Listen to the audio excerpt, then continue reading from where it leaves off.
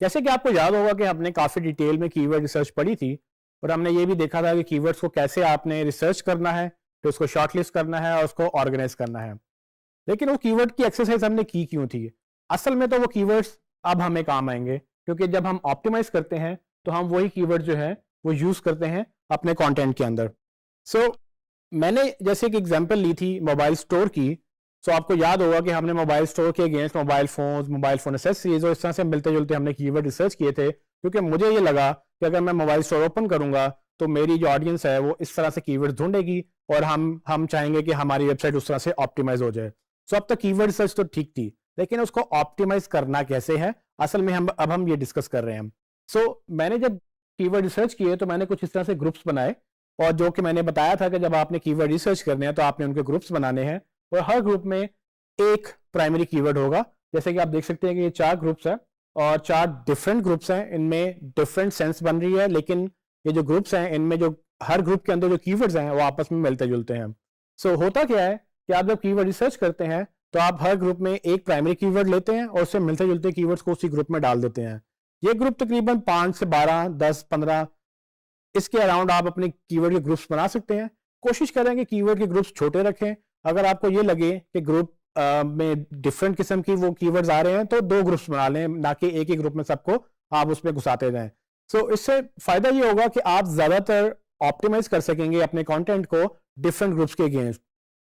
सो ये मैंने 4 ग्रुप्स बनाए, इनमें से मैं एक ग्रुप पकड़ूंगा और उनको मैं की पेज के साथ असाइन कर दूंगा। सो जितने भी ग्रुप्स आप बनाएंगे बेसिकली हर ग्रुप एक पेज के साथ असाइन करना जरूरी है। सो आपके जितने पेजेस हैं आप उनके साथ एक एक ग्रुप अटैच कर सकते हैं। लेकिन अगर आप नई वेबसाइट बना रहे हैं या आपके क्लाइंट अगर नई वेबसाइट बना रहा है तो अगर उसने कीवर्ड रिसर्च नहीं की तो उसके पेजेस भी नहीं हैं, तो आप क्या करेंगे कि आप उनको एक ग्रुप दिखाएंगे और उनको बताएंगे कि जी देखें ये सर्च हो रहा है और हमें लगता है कि इसके ऊपर एक पेज बनना चाहिए। या अगर आपका अपना बिजनेस है तो फिर डेफिनेटली आप ये डिसीजन लें कि जो लोग वो कीवर्ड सर्च कर रहे हैं जो आपकी प्रोडक्ट या सर्विस से रिलेटेड है और आपको लगता है कि ये आपकी टारगेट ऑडियंस सर्च कर सकती है और अगर ये सर्च करके आए तो आपको सेल जनरेट हो सकती है, तो आपने ये डिसीजन लेना है कि इस ग्रुप के ऊपर मुझे एक पेज बना लेना चाहिए ताकि हम उसके ऊपर ऑप्टिमाइज करें। तो ये ऑप्टिमाइजेशन की जो मैं बात कर रहा हूं वो मैं आपको बताता हूं कि कैसे होती है। तो फॉर एग्जाम्पल मैंने ग्रुप नंबर 1 लिया और मैंने उसको पेज नंबर 1 के साथ एसोसिएट कर दिया।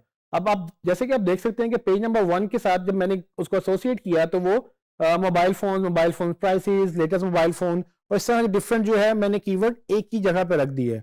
इसमें देखने वाली बात यह है कि मोबाइल फोन मेरा प्राइमरी कीवर्ड था, लेकिन फिर मैंने मोबाइल फोन के साथ प्राइसेस देखी, फिर मैंने मोबाइल फोन के साथ लेटेस्ट लगा दिया, ऑनलाइन देखा। ये सब वो सर्चेज हैं जो हमारी टारगेट ऑडियंस सर्च कर रही है। इसमें हमारा कुछ नहीं है या आपने भी अपनी कोई पर्सनल इसमें टेक नहीं डालनी। उसमें सिर्फ आपने ये करना है कि आपने गूगल से ये पिक करने हैं। सो आपका पर्सनल ओपिनियन इसमें नहीं आ सकता। आपका पर्सनल ओपिनियन आएगा जब आप कीवर्ड रिसर्च करेंगे। जब आप कीवर्ड रिसर्च करेंगे तब आप सारे के सारे कीवर्ड्स गूगल में डालकर उसको रिसर्च कर लें कि उसके अगेंस्ट गूगल क्या क्या क्वेरीज बता रहा है। लेकिन जो गूगल से डेटा आपने डाउनलोड किया है उसको एक्सेल शीट में डाला है, वो डेटा आपने यूज करके कीवर्ड ग्रुप्स बनाने हैं और ग्रुप्स बनाकर आपने एसोसिएट करना है। जैसे कि हमने पहले जिक्र किया कि टाइटल और डिस्क्रिप्शन मेटा टैग्स जो होते हैं वो ऑन पेज की पहली कंडीशन है या पहली शुरुआत वहां से होती है। अब ये कीवर्ड्स मैंने कैसे टाइटल में डाले, आप देख सकते हैं कि मेरे डिफरेंट कीवर्ड्स एक ही फ्रेज के अंदर रिपीट हो रहे हैं। फॉर एग्जांपल जब मैं लिखूं latest online mobile phone prices in Pakistan, तो उसमें काफी कीवर्ड्स मैंने मर्ज करके एक लंबी सी फ्रेज बना दी जो गूगल को ये बताने की कोशिश की कि इसमें काफी सारे कीवर्ड्स हैं और चूंकि ये सब कीवर्ड्स गूगल में लोग सर्च करते हैं तो मैं चाहूंगा कि इसमें मैक्सिमम मैं इसको इन मैक्सिमम कीवर्ड्स को मैं टाइटल के अंदर लिखूं। फॉर एग्जांपल मोबाइल फोन मेरा कीवर्ड था तो वो मोबाइल फोन भी आ रहा है, मेरा मोबाइल फोन प्राइसेस था तो मोबाइल फोन प्राइसेस भी आ रहा है, और उसके बाद लेटेस्ट मोबाइल फोन था वो भी आ रहा है उसके बीच में, और मोबाइल फोन इन पाकिस्तान गोया कि ये इकट्ठे नहीं आ रहा लेकिन mobile phone prices in Pakistan मैंने लिखा है। सो गूगल इतना इंटेलिजेंट है कि अगर कोई mobile phone in Pakistan search कर रहा हो तो mobile phone prices in Pakistan page rank कर सकता है, क्योंकि मोबाइल फोन इन पाकिस्तान के बीच में सिर्फ प्राइसेस का वर्ड है। सो ये पूरा टाइटल इसलिए सेंस बना रहा है क्योंकि मैंने सारे के सारे कीवर्ड्स उसमें प्रॉपरली यूज किए हैं और मैं चाहूंगा कि सब सर्चेस गूगल इनको टाइटल में देखे, क्योंकि मैं ये चाहता हूं कि गूगल जब मेरा टाइटल देखे तो उसको पता चले कि ये टाइटल किस पेज के ऊपर है और ये किस टॉपिक के बारे में है और मेरा टॉपिक है मोबाइल फोन्स।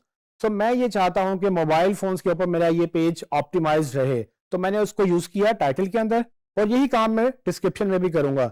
लेकिन चूंकि हमारे पास डिस्क्रिप्शन की लेंथ ज्यादा होती है और मैंने ये भी बताया कि हम 300 कैरेक्टर्स तक जा सकते हैं, लेकिन ज्यादातर लोग रिकमेंड करते हैं कि 156 तक ही आप लिखें, तो मैंने 156 कैरेक्टर्स की एक डिस्क्रिप्शन लिखी। सेम कीवर्ड्स को मैंने दोबारा से यूज किया, लेकिन इस बार मैंने डिस्क्रिप्शन में यूज किया और चूंकि मेरे पास जगह ज्यादा थी तो मैंने उसको प्रॉपरली प्लान करके एक प्रॉपर स्ट्रक्चर में बनाया। फॉर एग्जाम्पल मैंने लिखा get updates on the latest mobile phone prices in Pakistan.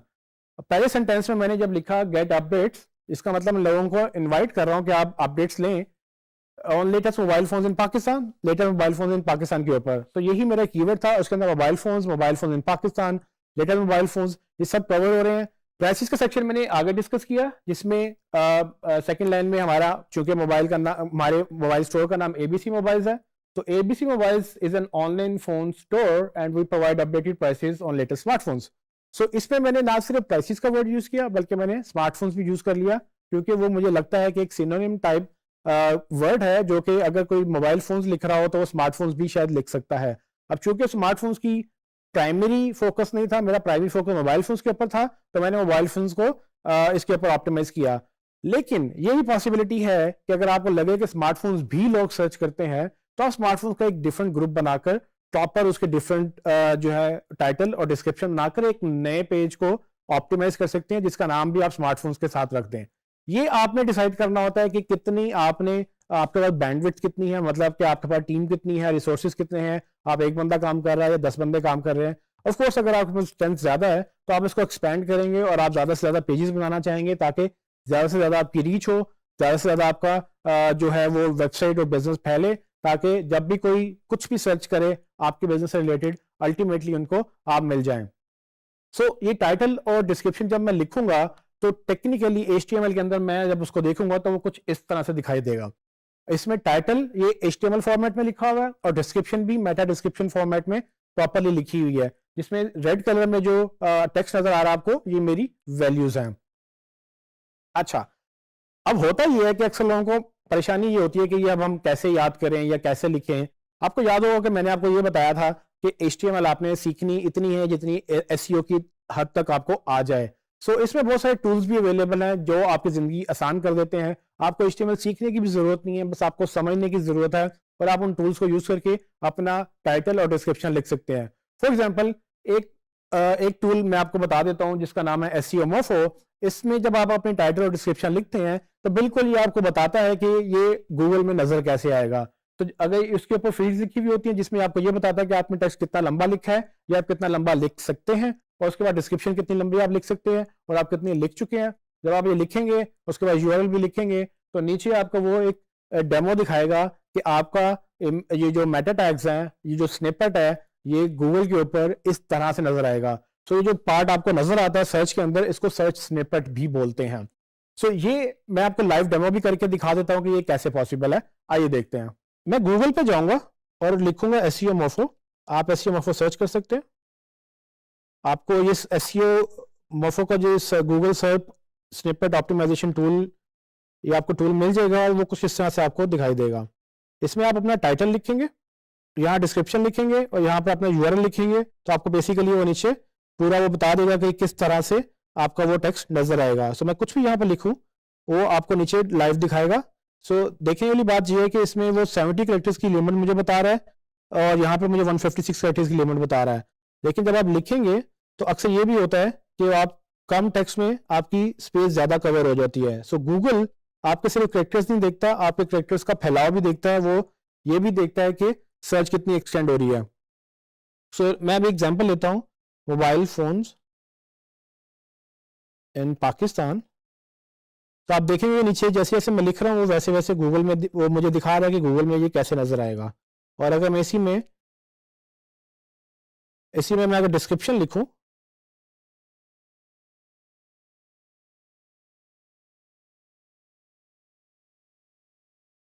आप देखेंगे कि जैसे जैसे मैं डिस्क्रिप्शन लिख रहा हूँ वो मुझे नीचे उसका लाइव डेमो दिखा रहा है और साथ में ये भी बता रहा है कि मैंने कितना लंबा, यानी मेरी कैरेक्टर्स की लेंथ क्या है।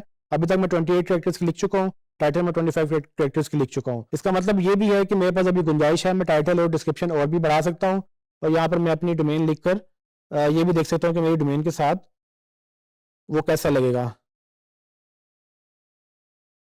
सो आप देखेंगे जैसे मैंने abcmobiles.com लिखा, उसने मुझे ग्रीन कलर में नीचे दिखा दिया। सो ये टूल आप यूज़ कर सकते हैं अपने लिए भी, और आप इसमें डिस्क्रिप्शन लिखकर एग्जैक्टली जान सकते हैं कि आपका वो टेक्स्ट कैसे नजर आएगा।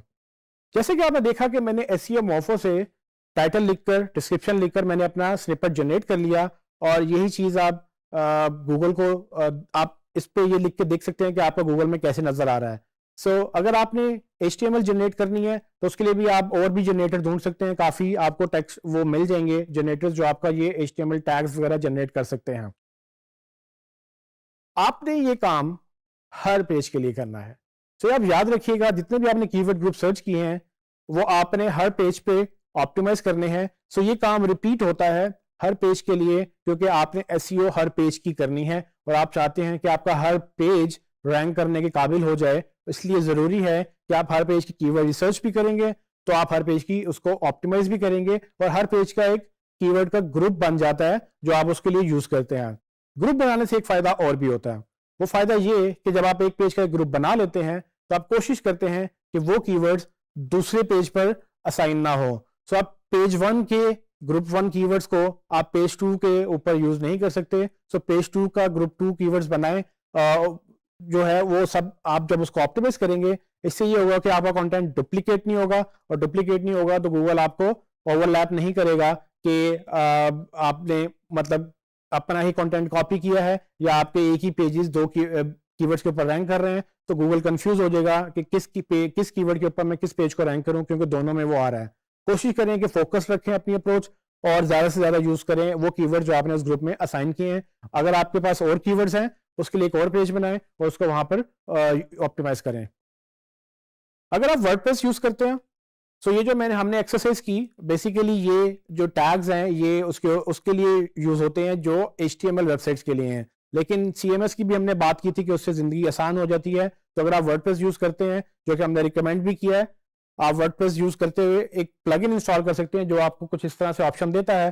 जब आप अपने पेज के टाइटल या पेज क्रिएट करते हैं तो आप इस तरह से वो आपको नीचे दिखाता है कि आपको किस तरह से वो गूगल में नजर आएगा, और आप यहीं पर ही अपना पेज का टाइटल और डिस्क्रिप्शन ऑप्टिमाइज कर लेते हैं। यहाँ तक कि आपको URL की भी ऑप्टिमाइजेशन की ऑप्शन देता है। जब आप ये ऑप्टिमाइज कर लेंगे तो आपको बजाय इसके कि SEO मोफो या दूसरे टूल्स पे जाना पड़े, आप एग्जैक्टली यहीं से देख लेंगे कि आपका वो गूगल में किस तरह से नजर आएगा, और आप इसी को यहीं पर ऑप्टिमाइज कर लेंगे। इस तरह से आपकी ऑन पेज ऑप्टिमाइजेशन जो मेटा टैग्स वाला पार्ट है वो अच्छी तरह से पूरा हो जाएगा।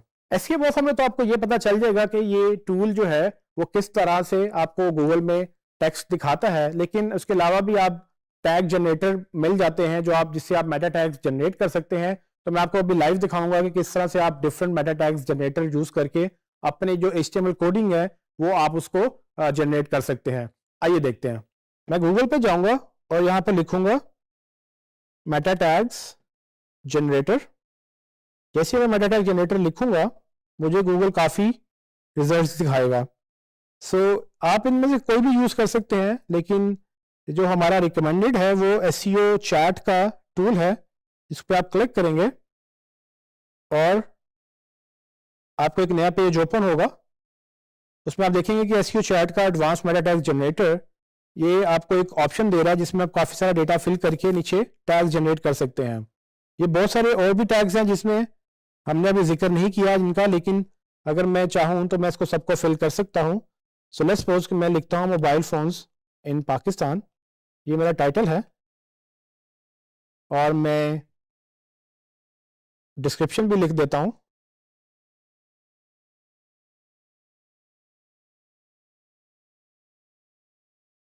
और इसी तरह से मैं कीवर्ड्स भी कुछ लिख देता हूँ, जिसमें मोबाइल फोन्स मेरा एक कीवर्ड होगा, और फिर मोबाइल फ़ोन प्राइसेस भी हो सकता है। याद रहे कि ये हम गूगल अब इसको कंसीडर नहीं करता, लेकिन बहुत सारे इसको अभी भी यूज़ करते हैं। इसके अलावा बाकी भी आप ऑप्शंस देख रहे होंगे, ये बहुत एक्सटेंडेड मेटा टैग्स हैं जिसकी हम बाद में डिटेल में बात करेंगे, लेकिन इस टॉपिक में हम सिर्फ टाइटल, डिस्क्रिप्शन और कीवर्ड्स की बात कर रहे हैं, जो कि मेन सबसे ज़्यादा इंपॉर्टेंट टैग्स हैं जो आपको यूज़ करने हैं। जैसे आप ये लिख लेंगे अपने टैग्स, तो आप इसको क्रिएट मेटा टैग्स करेंगे। जैसे कि आप देखेंगे उसने मुझे HTML जनरेट कर दिया, इसमें मुझे उसने टाइटल भी दिया, डिस्क्रिप्शन भी दिया, कीवर्ड्स भी दिया और उसने फिर खुद से एक डिस्ट्रीब्यूशन का टैग भी जनरेट कर दिया है। ये वो टैग है जिसको मैं अगर खुद कॉपी कर सकूं तो आप खुद भी इसको गूगल में कॉपी कर सकते हैं। अगर आप खुद नहीं करना चाहते तो आप डेवलपर से भी करवा सकते हैं। तो ये आपको टैग्स लिखने की जरूरत नहीं है, इस टैग जनरेटर से आप अपने टैग्स बिल्ड कर सकते हैं बड़ी आसानी के साथ।